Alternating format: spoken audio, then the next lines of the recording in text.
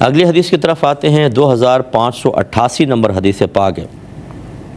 سیدہ عائشہ صدیقہ رضی اللہ تعالی عنہ اس کی راویہ ہیں، یہ کہتی ہیں کہ جب نبی کریم صلی اللہ علیہ وسلم کو درد زیادہ ہو گیا، یہ آخری ایام کی بات ہے کہ سرکار کا مرض مبارک بہت زیادہ ہو گیا تھا اور آپ جسم میں تکلیف محسوس فرما رہے تھے، تو کہتی ہیں جب نبی کریم صلی اللہ علیہ وسلم کا درد بہت زیادہ ہو گیا تو آپ نے اپنی ازواج سے یہ اجازت طلب کی کہ آپ بیماری کے ایام میرے گھر میں گزاریں، تو انہوں نے آپ کو اجازت دے دی۔ بس آپ 2 آدمیوں کے سہارے سے اپنے قدموں کو گھسیٹتے ہوئے اس طرح نکلے کہ ان سے زمین پر لکیریں پڑ رہی تھیں، اور آپ حضرت عباس اور ایک اور آدمی کے درمیان تھے۔ عبید اللہ نے کہا کہ میں نے حضرت عائشہ صدیقہ رضی اللہ تعالی عنہ کی اس حدیث کا حضرت ابن عباس سے ذکر کیا، تو انہوں نے مجھ سے کہا کہ تم جانتے ہو دوسرے مرد کون تھے؟ میں نے کہا کہ جن کا حضرت عائشہ نے نام نہیں لیا، تو میں نے کہا نہیں۔ انہوں نے کہا وہ حضرت علی بن ابی طالب رضی اللہ تعالی عنہ تھے۔ تو بس یہ ایک حدیث ہے، اب اس کا تعلق بظاہر ہبہ سے تو نہیں ہے، لیکن کتاب الہبہ میں لے کر آئے۔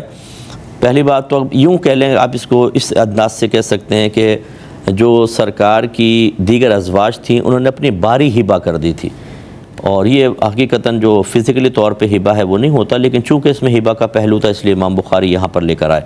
سیدہ عائشہ کہتی ہیں کہ سرکار کا جب مرض مبارکہ زیادہ ہو گیا اور آپ کو پہلے ہی علم تھا کہ مجھے دنیا سے رخصت ہو جانا ہے، یہ اس لیے کہ اس کی دلیل یہ ہے کہ نبی کریم صلی اللہ علیہ وسلم ایک مرتبہ آخری ایام میں منبر پہ جلوہ افروز ہوئے، اور آپ نے صحابہ کرام سے فرمایا کہ اللہ تعالیٰ نے اپنے ایک بندے کو اختیار دیا ہے کہ چاہو تو دنیا میں رہو اور چاہو تو آخرت اختیار کر لو۔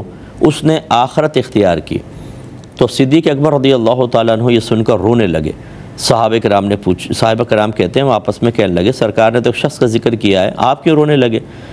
پھر وہ کہتے ہیں جب سرکار کا وصال ہوا تو ہمیں اطلاع ہوئی، ہم سمجھ گئے کہ اچھا وہ سرکار خود اپنے آپ کو مراد لے رہے تھے، اور اس وقت کہتے ہیں کہ ہم جان گئے کہ حضرت ابو بکر صدیق ہم میں سب سے زیادہ ذہانت رکھنے والے ہیں۔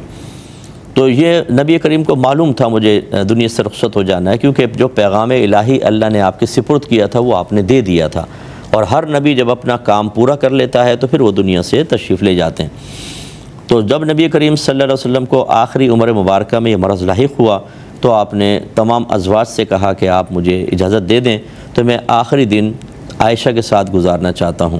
اس سے معلوم ہوا کہ ہمارے سرکار سیدہ عائشہ صدیقہ رضی اللہ تعالی عنہا سے بہت ہی زیادہ محبت فرمایا کرتے تھے، تو سب ازواج نے خوشی سے اجازت دے دی، گویا کہ اپنی باریاں ہبہ کر دیں، تو سرکار نے آخری وقت آپ کے پاس گزارا ہے۔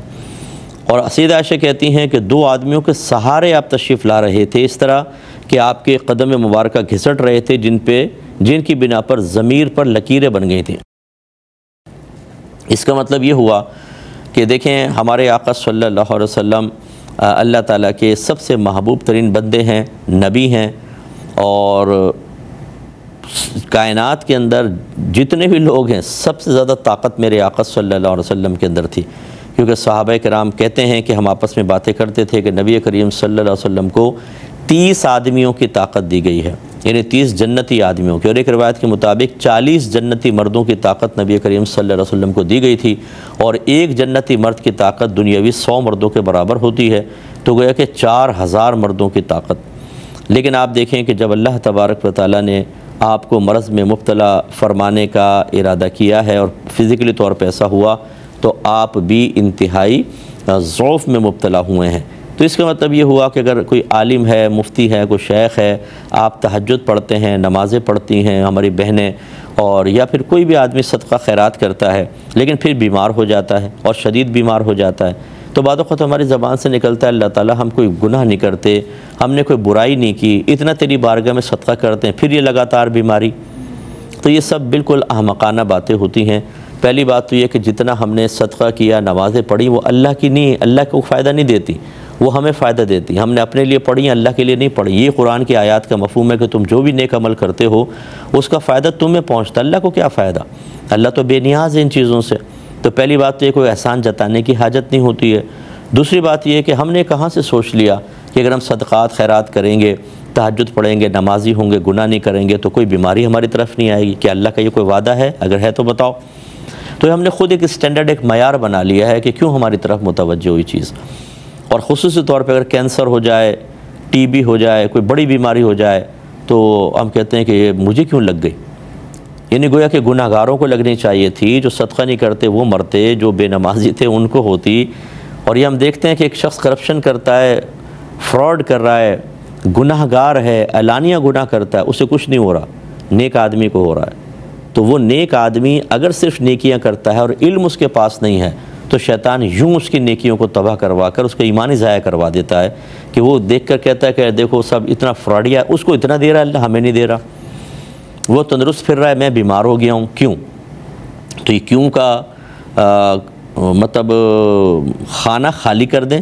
یہ سب سے پہلے شیطان نے کہا تھا، کیوں سجدہ کروں؟ کافر ہو گیا۔ تو اس لیے ہمیں بھی کیوں کو نکالنا چاہیے اور اس قسم کے واقعات کو دیکھنا چاہیے کہ کیا نبی کریم صلی اللہ علیہ وسلم نے اتنے ضعف میں مبتلا ہونے کے باوجود بھی اللہ تعالیٰ کی بارگاہ میں کوئی شکوہ کیا؟ بالکل بھی نہیں کیا۔ پھر سیدہ عائشہ صدیقہ رضی اللہ تعالیٰ عنہ فرماتی ہیں کہ دو اشخاص سرکار کو لا رہے تھے، ایک حضرت عباس تھے، ایک اور آدمی تھے درمیان میں۔ تو اس کے اندر سرکار صلی اللہ علیہ وسلم وہ نہیں پہچان پائے ہوں گے کہ سرکار کو دوسرا سہارا دینے والا کون ہے۔ حضرت ابن عباس نے بعد میں بتایا کہ وہ حضرت علی کرم اللہ وجہہ الکریم تھے۔ تو یہ ظاہر کرتی ہے حدیث پاک کہ اگر ازواج یہ دیکھتی ہیں کہ میرا شوہر کسی ایک کی طرف مائل ہے یا میرے شوہر کو کسی چیز کی ضرورت ہے تو ان کو قربانی دے دینی چاہیے، یہ اچھی چیز ہوتی ہے۔ اللہ تعالیٰ کی رضا کی خاطر اگر دیں گی تو اس کا اجر و ثواب پائیں گی۔ اگلے باب کی طرف آتے ہیں۔ باب ہے باب ہبۃ المرأۃ لغیر زوجہا وعتقہا اذا کان لہا زوج فہو جائز اذا لم تکن صفیحۃ فاذا کانت صفیحۃ لم یجز۔